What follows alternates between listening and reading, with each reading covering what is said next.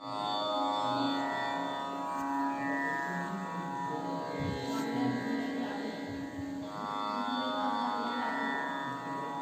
আমরা শ্রবণ করব পরীক্ষিত মহারাজের ব্রহ্মশাপ। মহারাজ সুখদেব কর্তৃক ভাগবত পুরাণের কাহিনী প্রচার ও এক অতি বিচিত্র ঘটনা। পাণ্ডবগণ মহাপ্রস্থানে গমন করেছেন। অর্জুন পুত্র পরীক্ষিত তখন হস্তিনাপুর সিংহাসনে সমাসীন। রাজা পরীক্ষিত মহাভাগ্যবান একজন ব্যক্তি। মাতৃগর্ভেই তিনি ভগবান শ্রীকৃষ্ণের দর্শন লাভে ধন্য হয়েছিলেন। কিন্তু পরীক্ষিতকেও নিজের কর্মদোষে ব্রহ্মশাপ পেতে হলো। হয়তো ভাগবত কাহিনী প্রচারের নিমিত্তই শ্রীকৃষ্ণের প্রসাদধন্য পরীক্ষিতকে ব্রহ্মশাপের ছলনা গ্রহণ করতে হলো। ভাগবত প্রচারই লক্ষ্য, পরীক্ষিতের ব্রহ্মশাপ উপলক্ষ মাত্র। রাজা পরীক্ষিত এক সময় শিকারে বেরিয়েছিলেন।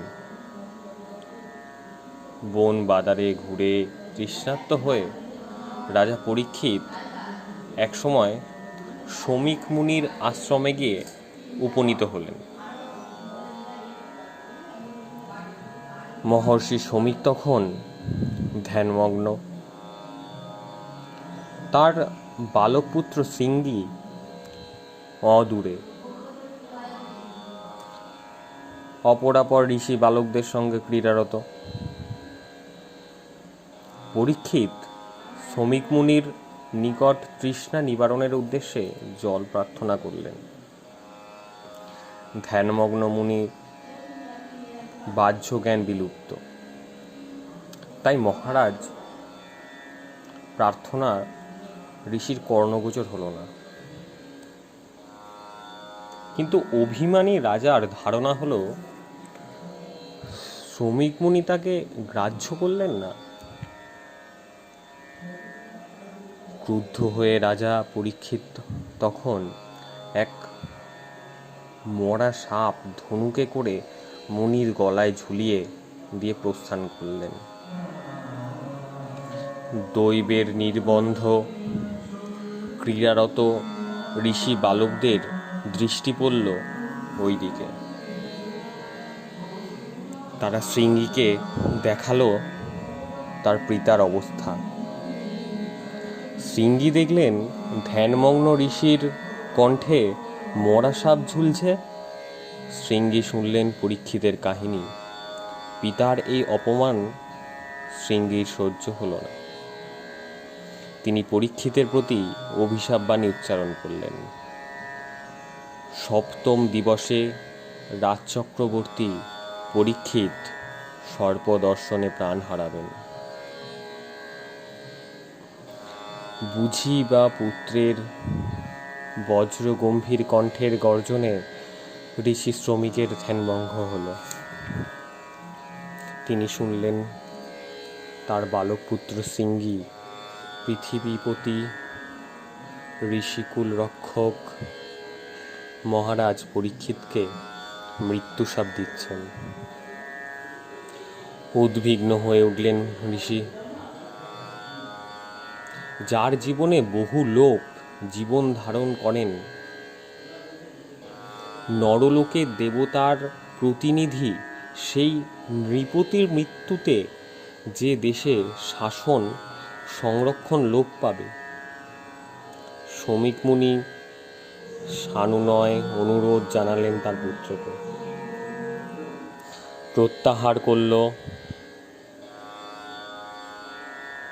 প্রত্যাহার করো তোমার ব্রহ্মশাপ।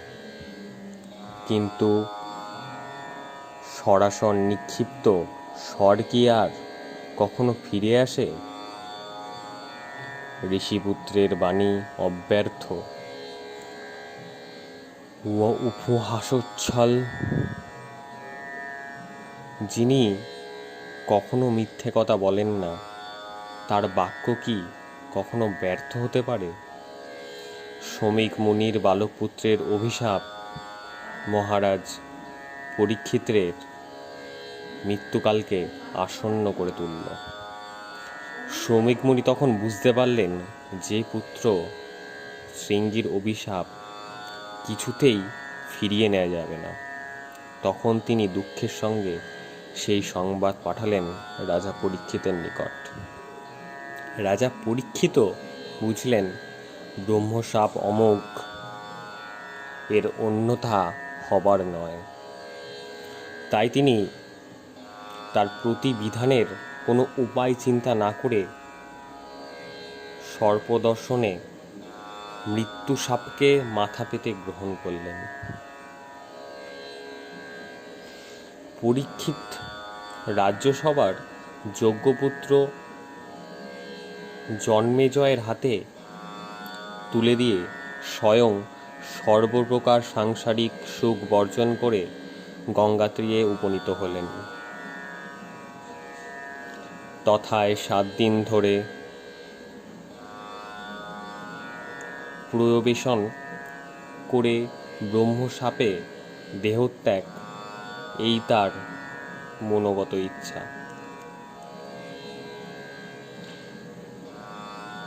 রাজা প্রবেশনে দেহত্যাগ করবেন। দাবাগ্নির মতো এই সংবাদ মুহূর্তে ছড়িয়ে পড়ল দিক থেকে দিগন্তরে। যে যেখানে ছিল সবাই এসে সমাবেত হলো গঙ্গা তীরে। এলেন রাজা, ঋষি, ব্রাহ্মণ এবং প্রজাগণ। অতি বশিষ্ঠ থেকে আরম্ভ করে স্বয়ং ব্যাসদেব এবং দেবর্ষি নারদ পর্যন্ত সেখানে উপস্থিত। কেউ বা দিচ্ছেন সান্ত্বনা, কেউ বা দিচ্ছেন উপদেশ, আর কেউ বা ভাবছেন কি করে ব্রহ্মশাপ ব্যর্থ করা যায়। কিন্তু রাজা পরীক্ষিত ব্রহ্মশাপ ব্যর্থ করবার কথা ভাবতেই পারছেন না। ব্রহ্মশাপকে তিনি অব্যর্থ বলেই গ্রহণ করেছেন। তিনি শুধু ভাবছেন জীবনের শেষ কটি মুহূর্তকে কিভাবে সার্থক করে তুলবেন, কিন্তু সে পথের কোনো সন্ধান পাচ্ছেন না।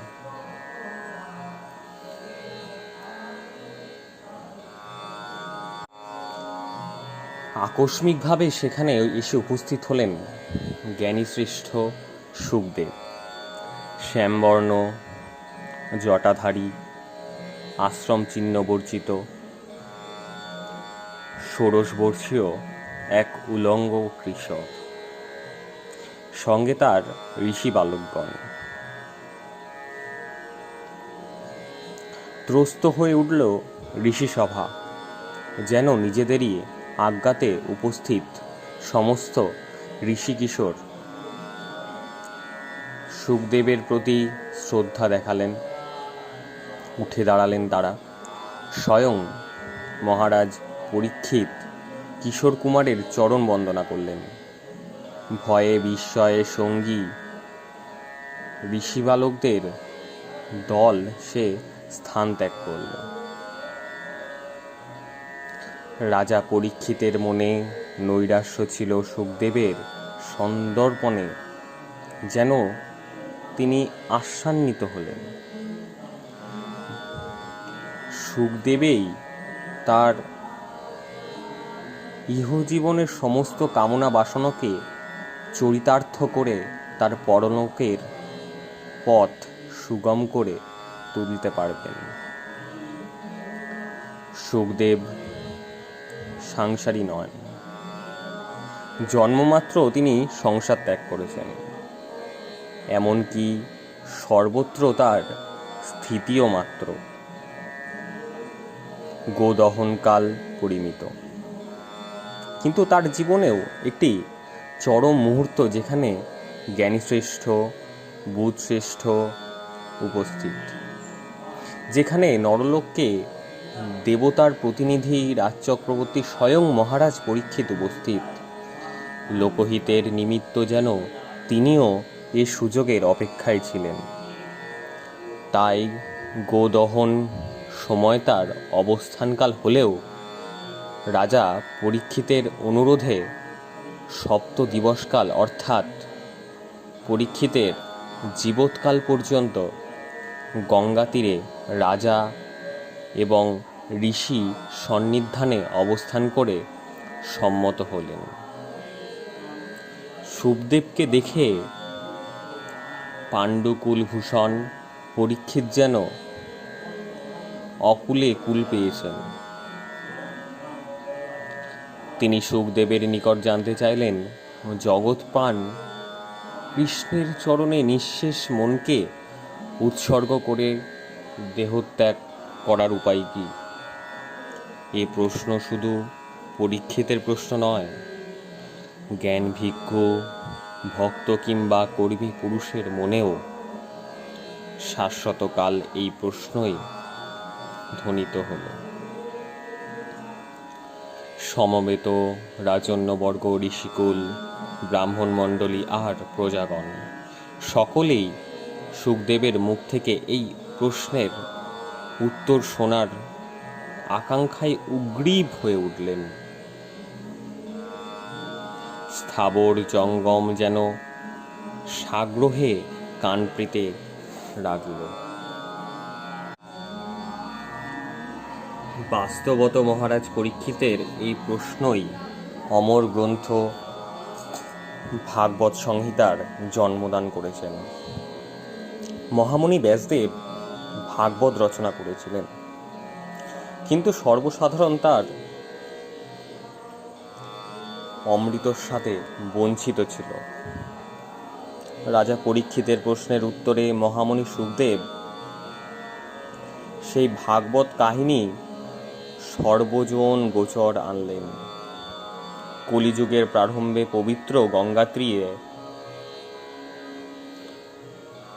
ভাদ্র মাসে শুক্ল নবমী থেকে পূর্ণ তীর্থ পর্যন্ত 7 দিন মহর্ষি শুকদেব এই ভাগবত পুরাণ বর্ণনা করলেন। মূলত ভগবান শ্রীকৃষ্ণের লীলা কীর্তনই ভাগবত পুরাণের প্রতিপাদ্য বিষয়। অবশ্য পরীক্ষিতের জিজ্ঞাসায় এবং প্রসঙ্গক্রমে বহুতর অন্যবিধ বিষয়ের আলোচনাও এতে স্থান লাভ করেছে। শুকদেব ভাগবত কাহিনী বলে যাচ্ছেন অনর্গল অনর্গল। কত কথা, কত কাহিনী, কত ইতিহাস, কত দর্শন, কত বিজ্ঞান জাহ্নবীর স্রোত ধারার মতো অনর্গল বেগে শুকদেবের মুখ থেকে বেরিয়ে এলো। কিন্তু কোথায় সেই শিবতুল্য শক্তিধর যিনি আপন শক্তিতে এই ভাগবত জাহ্নবীকে স্মৃতির জটায় ধারণক্ষম? ভাগবতের এই অমৃত ধারায় তারা অবগাহন করেছেন, পুণ্য লাভ করেছেন, আনন্দ পেয়েছেন, কিন্তু কেউ তো রক্ষা করতে পারেননি। এদিকে শুনেছেন, অন্যদিকে ভুলেও গেছেন। তাহলে কি শ্রীকৃষ্ণ লীলামৃত? এই ভাগবত সংহিতা জনসমাজে অশ্রুত থেকে যাবে। ঋষি শুকদেব স্বেচ্ছাবিহারী, কখন কোথায় থাকেন ঠিক নেই। কাজেই তাকে ধরে আবার শোনবার চেষ্টা বৃথা। হয়তো ঋষিদের মনে এই অকথিত বাণী শুকদেবের অন্তরেও প্রশ্ন তুলেছিল। তাই বুঝি তিনিও চারিদিকে তাকাচ্ছিলেন আশাভরা দৃষ্টিতে। বুঝি খুঁজছিলেন কোথায় তার উত্তরসূরি। কুলীন শ্রেণীর ঋষিগণই বুঝি শুকদেবকে বেষ্টন করে বসেছিলেন। তাদের ডিঙিয়ে গিয়ে শুকদেবের দৃষ্টি। দূরে বসে আছেন রোমহর্ষণ মুনির পুত্র সুত উগ্রশ্রবা,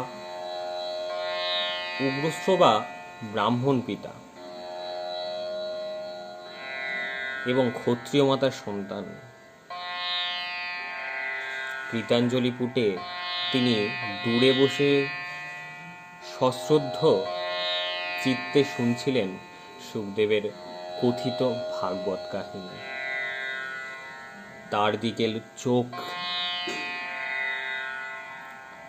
শুকদেব বুঝলেন রোমহর্ষণ পুত্র সুত উগ্রশ্রবাই সেই শ্রুতিধর, যিনি পরবর্তীকালে নৈমিষারণ্যে বহুকাল অনুষ্ঠিত যজ্ঞে শৌনকাদি ঋষির নিকট এই ভাগবত সংহিতার প্রচার করতে সক্ষম হবেন। সমবেত ঋষিদের এই আশ্বাস দান করে শুকদেব প্রস্থান করলেন। ভাগবত কাহিনীর এই দ্বিতীয় পর্যায়ে শুকদেব বহু সমক্ষে তা প্রকাশ করলেন ও শুধু শ্রোতারাই ভাগবত কাহিনী জানতে পারলেন, অপরকে জানানোর শক্তি আর তাদের ছিল না। তারপর ভাগবত প্রচারের তৃতীয় বা চরম পর্ব উপস্থিত হল নৈমিষারণ্যে। শৌনকাদি ঋষিগণ দীর্ঘকাল ধরে নৈমিষারণ্যে এক যজ্ঞের অনুষ্ঠান করছিলেন। সেখানে মহর্ষি রোমহর্ষণের পুত্র উগ্রশ্রবা এসে উপস্থিত হলেন একদিন। মহর্ষি রোমহর্ষণ ছিলেন বেদব্যাসের শিষ্য। ব্যাসদেব বহু গ্রন্থ রচনা করেন, তা ভিন্ন ভিন্ন শিষ্যদের মধ্যে ভাগ করে দেন ধ্যান এবং অধ্যয়নের জন্য।